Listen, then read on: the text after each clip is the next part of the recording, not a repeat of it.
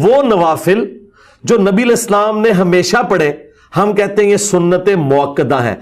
یہ وہ فالتو ہے جو حضور شوق سے کیا کرتے تھے, فالتو, نٹ فرض. یہ وہ فالتو ہے جو حضور نے کبھی کیا کبھی نہیں کیا, غیر موقدہ.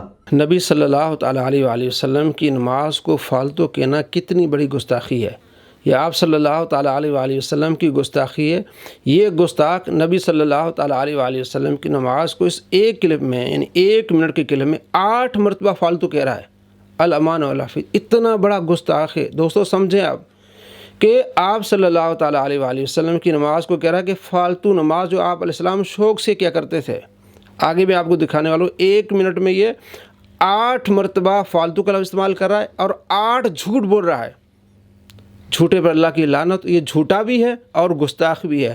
ہم نے اس سے پہلے اس کے 165 جھوٹ پکڑے ہیں. 165 Ali Nawaz on line channel پہ آپ دیکھ سکتے ہیں. پلے لسٹ میں ہم نے اس کے 165 جھوٹ ہم نے وہاں رکھے ہیں.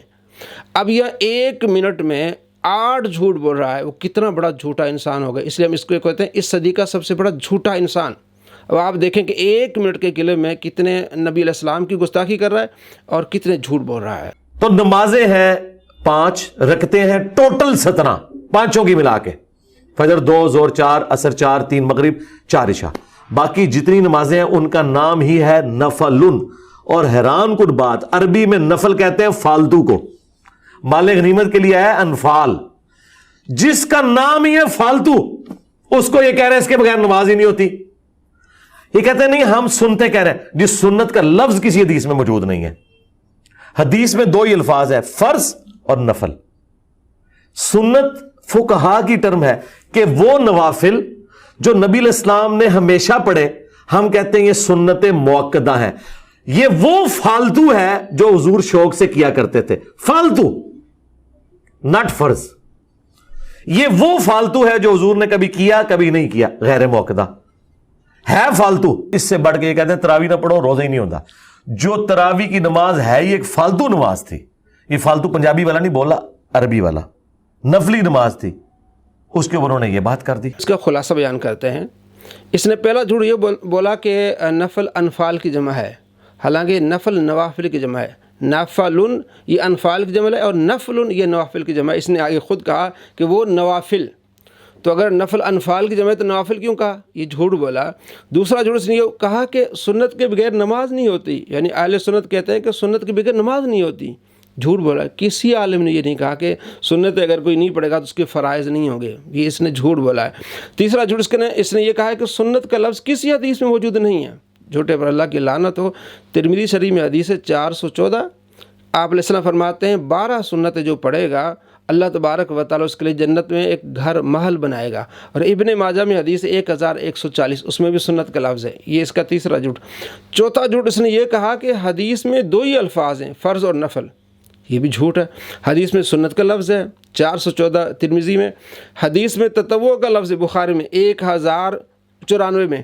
اور حدیث میں وطر کا لفظ ہے ترمذی میں 452 نمبر. آپ صلی اللہ تعالیٰ علیہ وآلہ وسلم فرماتے ہیں کہ اللہ تعالیٰ نے تمہارے لیے ایک ایسی نماز کا اضافہ کیا جو تمہارے لیے سرخ اونٹوں سے بہتر ہے, وہ وطر ہے. اللہ تعالیٰ نے اس کا وقت تمہارے لیے نماز عشاء سے لے کر فجر کے طلوع ہونے تک رکھا ہے. وطر, یہ تیسری نماز آ گئی.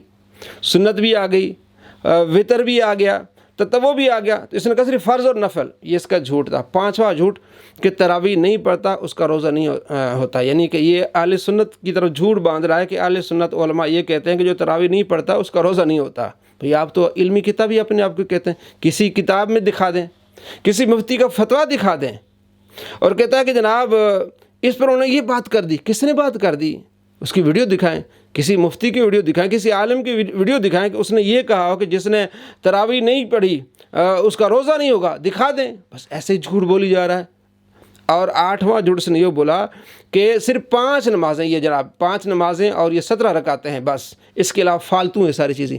آپ صلی اللہ تعالیٰ علیہ وآلہ وسلم کا فرمان مسلم ہے 1764, اوترو قبل ان تصبحوا, فجر سے پہلے وطر پڑھا کرو. یہ آپ علیہ السلام کا حکم ہے.